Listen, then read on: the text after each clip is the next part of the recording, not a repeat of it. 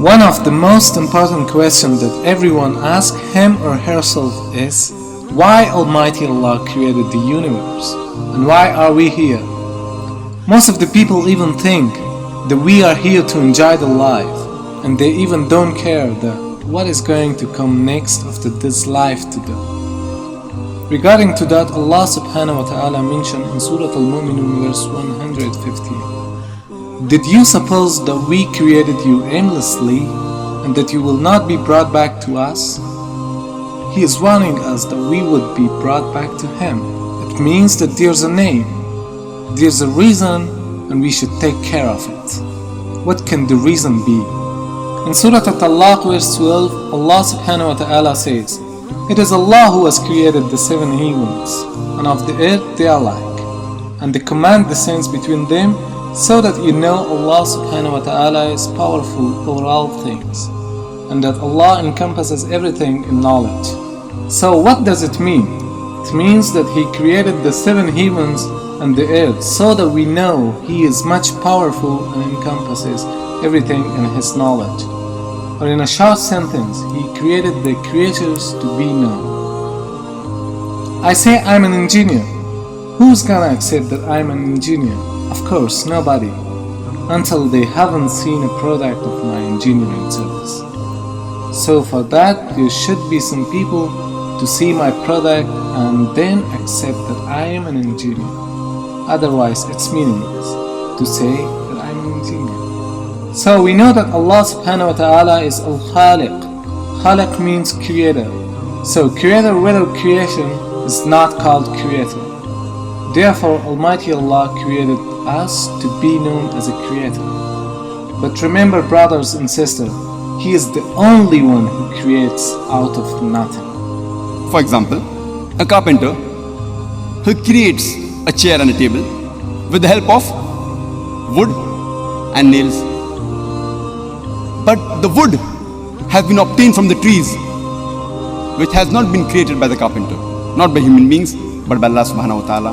The nails have been obtained from metal, which have been obtained from rock, which again is a creation of Allah subhanahu wa ta'ala.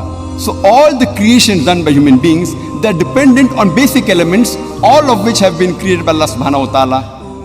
So this type of creation, to create something from something, is a limited type of creation. The ultimate and the true creation is to create something from nothing. And this no one besides Allah subhanahu wa ta'ala can do. Or another example, let's say Earth is great. But it is impossible to say it's great unless a smaller substance is there. But if the moon is beside it, then we can accept that it is greater. So in order to know that the earth is great, there should be a smaller substance like moon or anything else. Almighty Allah is great. So there should be some creatures that in comparison, we can know that He is great. And there are lots of examples that clearly show that the reason of creation is to know Him.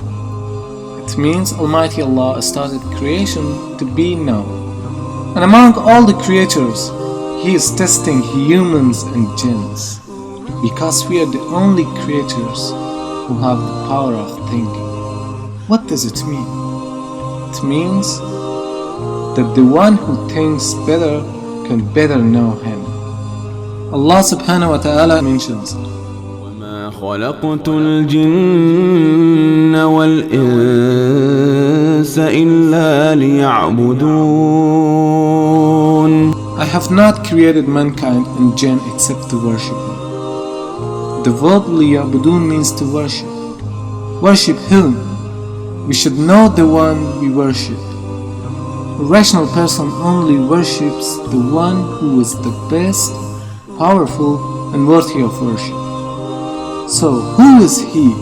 Certainly there's a creator. And that creator deserves to be acknowledged. And that creator deserves to be obeyed. Because that creator has the only one has the right to legislate and to adjudicate and to be for humans who have the highest intellect to conform to. And definitely that creator has no associates, and that creator has no comparisons.